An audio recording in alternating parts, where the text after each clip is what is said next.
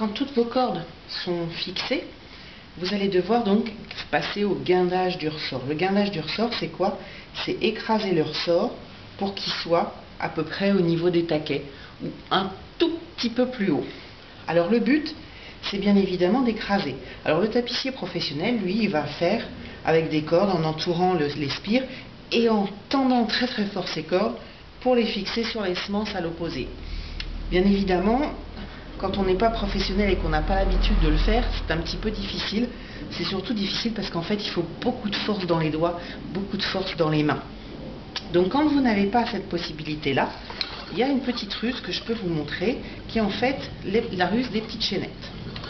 Il faut pour ça avoir une trentaine de chaînettes. Donc vous voyez, ce sont des chaînettes à petits maillons, sur lesquelles elles sont coupées à peu près à une bonne dizaine de centimètres de longueur, sur lesquelles on fixe un S à une extrémité, l'autre extrémité étant libre.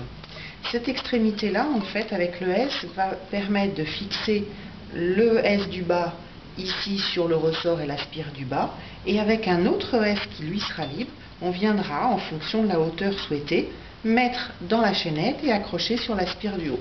Je vous le montre tout de suite. Donc on va, par ressort, mettre 3 chaînettes, de manière à équilibrer la chose. Donc on prend 3 chaînettes, on va bloquer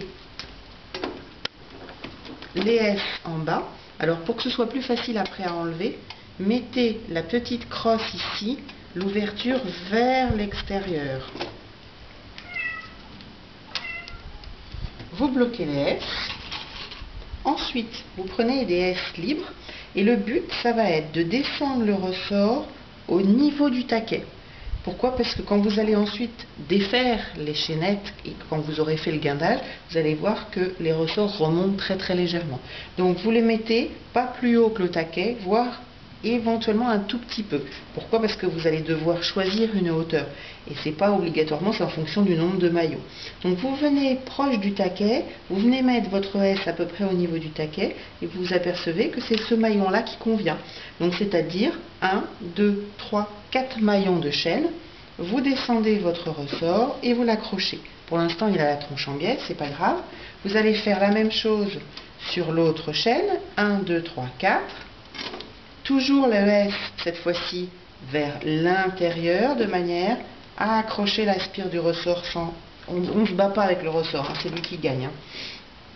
1, 2, 3, 4. Et là, le petit crochet, toujours l'ouverture vers l'intérieur.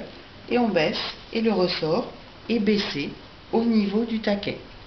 Si vous voulez descendre d'un petit maillon, pour le baisser un petit peu plus, vous pouvez, il n'y a pas de problème. Et vous pouvez donc faire ça à tous les ressorts. Vous les fixez avec 3 chaînettes et comme ça ils sont juste en gros à bloquer et vous tournez avec les cordes. Attention, ça ne vous empêche pas quand même de tendre la corde quand vous allez le guinder. Mais ça vous évite d'avoir à en même temps pressé le ressort. C'est beaucoup plus simple. Quand vous aurez fait vos tours de guindage dans un sens et dans l'autre, avant de faire les nœuds, il faudra enlever ces petites chaînettes. Et pour les enlever, il suffit juste d'enlever chacun des S du dessus et ensuite d'enlever les S du dessous. Pensez bien à les accrocher séparément et à bien les mettre d'un côté et de l'autre, c'est-à-dire les chaînettes avec les S accrochées sur une corde et les S simples dans une boîte à part. Sinon tout est mélangé et après on ne s'y retrouve pas.